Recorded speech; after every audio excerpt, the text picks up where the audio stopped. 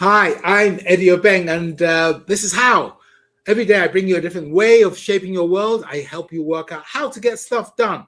Um, this is a particularly important one because it's a way of making sure that you get stuff done without having to think about it because it becomes part of you. It's called Habits, and it's about building habits, how you do it so that you can move to a world where your subconscious just takes care of everything for you and you can just chill. Let's jump on Cube and have a look and figure out how we set habits. So welcome to Cube, where, as you know, the sun is always shining. Look, it's shining out there.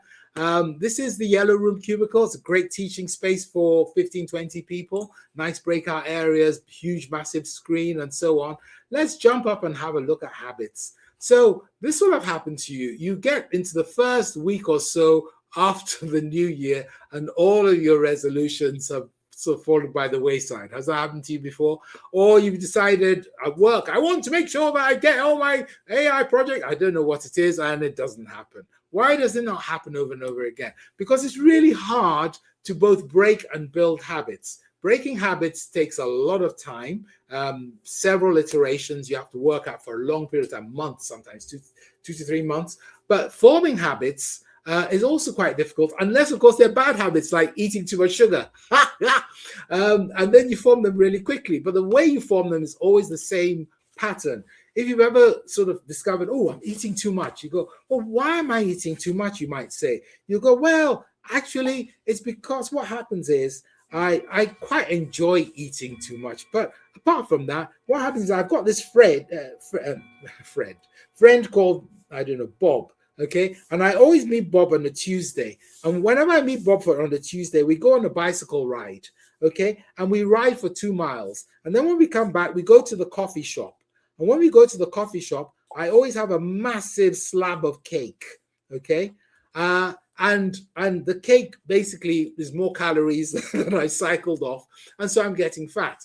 And that process is part of understanding how habits work. For habits to actually form, there has to be a little bit of motivation to make that particular thing happen. Then you also have the ability to get onto your bicycle to do stuff. But there's always a trigger for you doing whatever the habit is. And it's when you order your coffee in the coffee shop that triggers you to ask for your slice of cake. So that trigger is also important.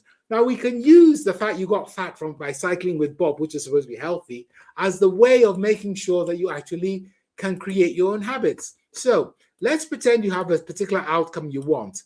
Can you capture it here? Describe it. What do I want? I want to be able to deliver faster. I want to work better, etc., etc. So then the second question is, how motivated am I to do it? 1 to 5. The closer you are to 5, the easier it will be. The closer you are to 1, the harder it will be. But this links to something else, because if you're very motivated, you probably will be happy to go on a long bike ride with Bob. If you're not so motivated, you might not want to go on a long bike ride. So the less motivated you are, the more easy the steps you decide to take should be.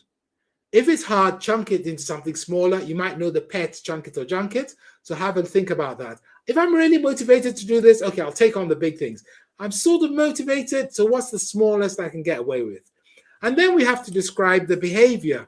You know, what's the new behavior you want? I want to, I don't know, eat more cake, stop eating cake, whatever it is. That gets described here.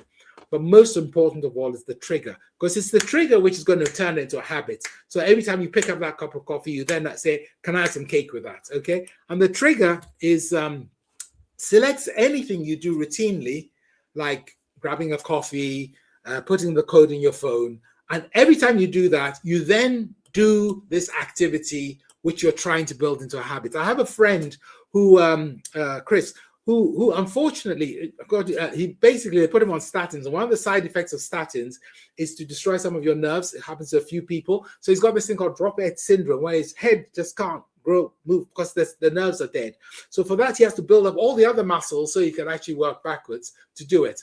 Now, that's not a normal, natural thing to do. So we've been trying to get him to build up a habit of doing it. So he has a schedule. When he wakes up in bed and his feet touch the floor, he sniffs twice and raises his head. When he stands up to get into the shower, he pulls in his stomach. And so he's got all these habits all linked to triggers throughout the day, so that all the way through the day, he's doing the exercises he needs to do to recover from the drop head syndrome.